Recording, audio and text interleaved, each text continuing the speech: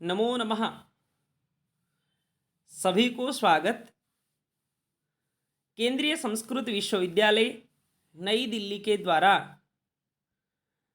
2023 और 24 के शिक्षा वर्ष में क्लास 9 से लेकर पीएचडी तक जो बच्चे नियमित रूप से अध्ययन कर रहे हैं उनके लिए छात्रवृत्ति हेतु ऑनलाइन आवेदन पत्र का आमंत्रण किया जा रहा है।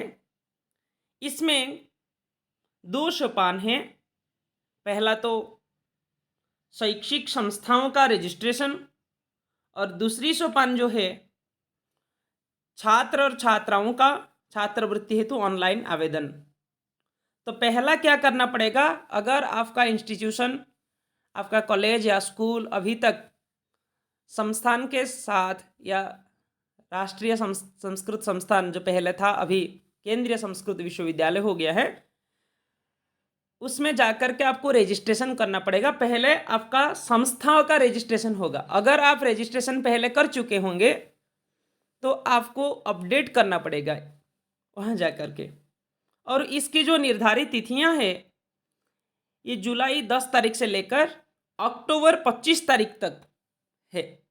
और छात्र छात्राओं का आवेदन करने की जो तिथि है ये भी जुलाई 10 तारीख से लेकर के अक्टूबर 31 तारीख तक है। तो बहुत समय है अभी आपके पास। और अभी तक अगर आप रजिस्ट्रेशन नहीं किए हैं, पहले आपका जो शैक्षिक संस्था है उसका रजिस्ट्रेशन करना होगा। उसके बाद आपके विद्यालय में या आपके महाविद्यालय में पढ़ने वाले बच्चे आवेदन कर सकते हैं।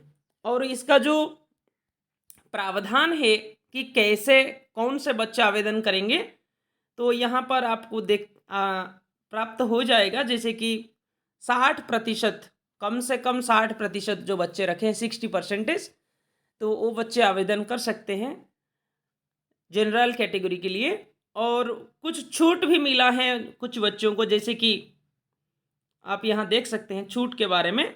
जो ओबीसी बच्चे हैं, अन्य पिछड़ा वर्ग श्रेणी जिसको हम कहते हैं, वो 55% अगर रखे हैं पिछली कक्षा में तो वो आवेदन कर सकते हैं।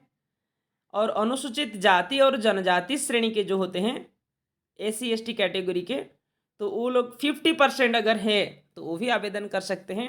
और दिव्यांग श्रेणी के जो बच्चे हैं तो वो भी 50% अगर प्राप्त किए हैं पिछली कक्षा में तो आवेदन कर सकते हैं। तो ये बहुत जानकारी सबको मिलना चाहिए कि इस प्रकार प्रावधान केंद्रीय संस्कृत विश्वविद्यालय के द्वारा दिया जा रहा है और इसका लाभ सबको प्राप्त हो जाए। तो इसीलिए मैं आज आपको बताऊंगा कि कैसे पहले शैक्षिक संस्थाओं का रजिस्ट्रेशन होता है। क्योंकि बहुत सारे कॉलेज के जो प्रिंसिपल है या संस्कृत के अध्यापक है, वो लोग पूछते हैं कि हमारे विद्यालय के बच्चे क्यों आवेदन नहीं कर पा रहे हैं। और उसका ये कारण है कि अभी तक उनके शैक्षिक संस्था रजिस्ट्रेशन नहीं किया। तो अगर रजिस्ट्रेशन अभी तक नहीं किए हैं, आपको करना पड़ेगा। आप अंत तक देखिए कि कैसे शैक्षिक संस्थाओं का रजिस्ट्रेशन होता है।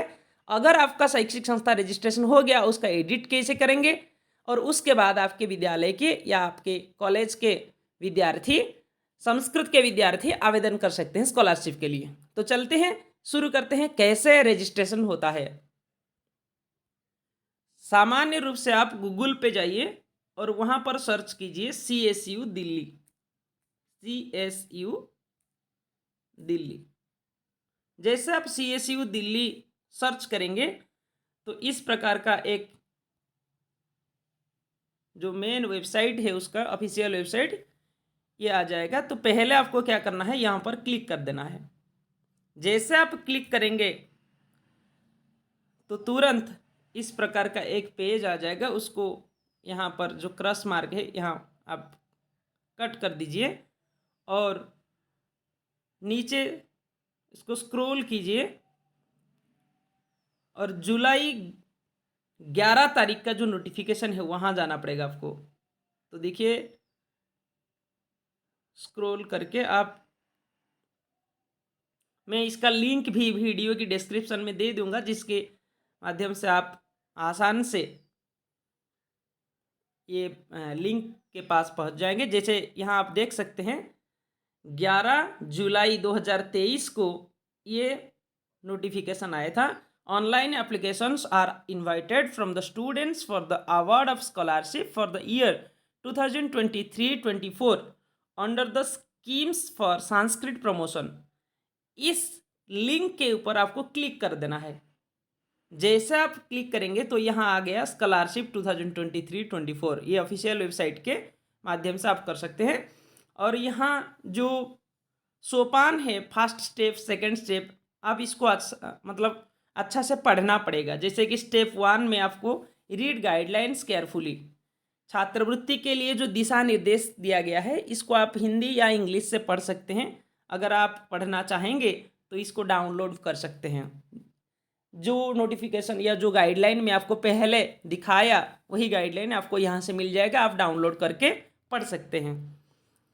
और registration of the institution, second step जो है रजिस्ट्रेशन ऑफ द इंस्टीट्यूशन, ये आपको जानना चाहिए कि आपका शैक्षिक संस्था कैसे रजिस्ट्रेशन करेगा। तो यहाँ पर आपको क्या करना है, केवल जो ये क्लिक हियर लिखा है यहाँ पर आपको क्लिक कर देना है। ये मोबाइल से भी आप कर सकते हैं।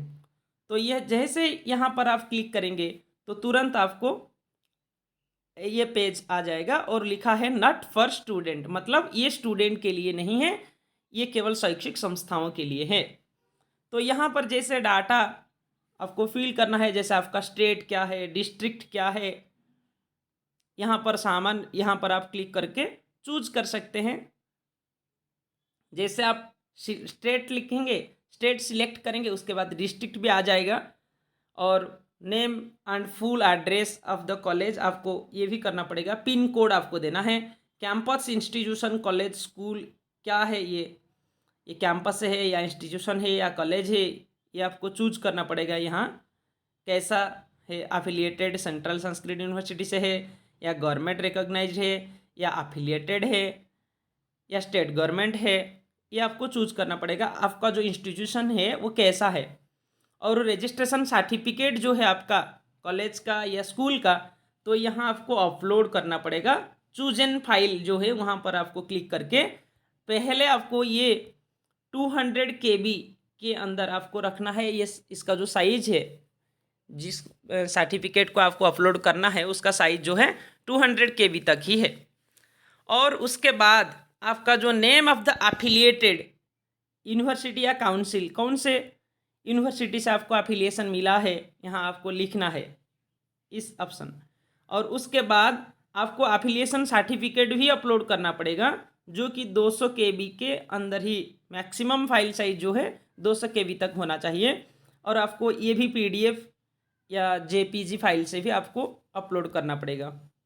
और उसके बाद year of establishment of the campus, आपका जो ईयर ऑफ एस्टेब्लिशमेंट क्या है, कब ये स्थापित किया गया, और उसका स्ट्रीम जो है कैंपस में ट्रेडिशनल है या मॉडर्न है। ये मैं कहना चाहता हूँ कि जो पारंपरिक रीति से पढ़ाया जाता है, संस्कृत टोल है, संस्कृत कैंपस है, संस्कृत कॉलेज जो है वो ट्रेडिशनल कहलाते हैं, जो कि सेंट्रल संस्कृत यूनिवर्सिटी के बहुत सारे कैंपस है या फिर जगन्नाथ यूनिवर्सिटी के जो बहुत सारे कॉलेज हैं, तो उस ट्रेडिशनल होता है। लेकिन मॉडर्न जो होता है क्या है, जैसे आधुनिक परंपरा के छात्र हैं जो ऑनर्स के रूप में संस्कृत को लेते हैं या फिर +2 करते हैं, तो वो मॉडर्न हो जाएंगे। तो इसीलिए आपको चूज करना पड़ेगा आपका जो इंस्टीट्यूशन है या कॉलेज है, स्कूल है, वो कैसा है, ट्रेडिशनल है या मॉडर्न है।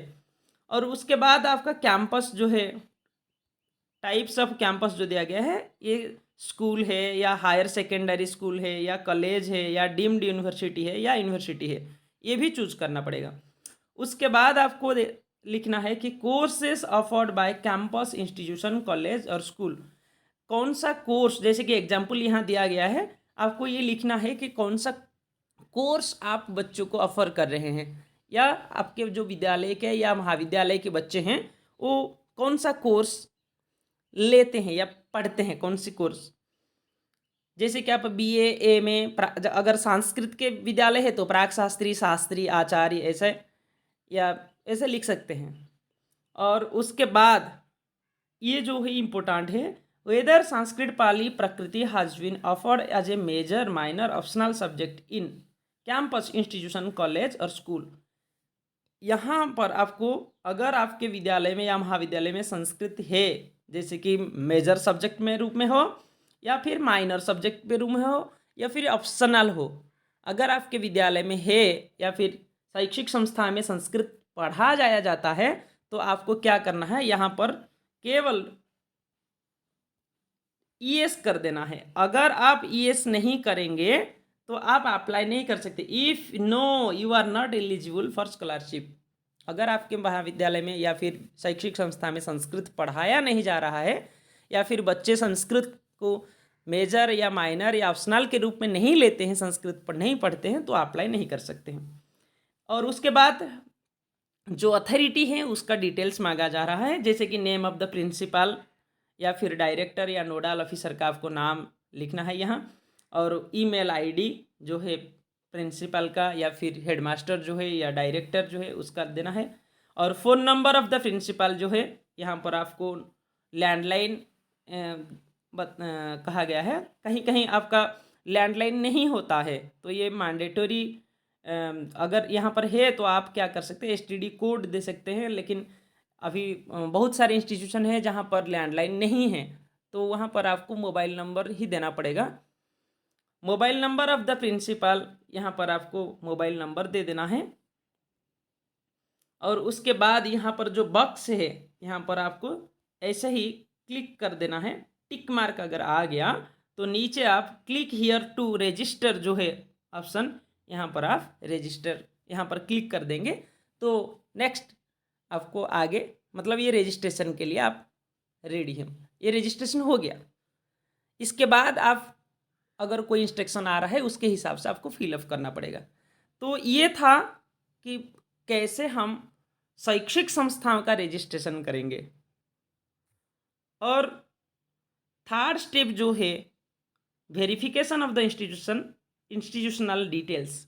जैसे आप रजिस्ट्रेशन करेंगे उसके बाद वेरिफिकेशन हो जाएगा, within a week verification हो जाएगा। एक हफ्ते के बाद आपका जो विद्यालय का या महाविद्यालय का नेम उस वेबसाइट पर भी आ जाएगा, जैसे कि बच्चे आवेदन कर सकते हैं। उसके बाद एक्टिवेशन ऑफ द इंस्टीट्यूशंस, और उसके बाद ऑनलाइन एप्लीकेशन भी।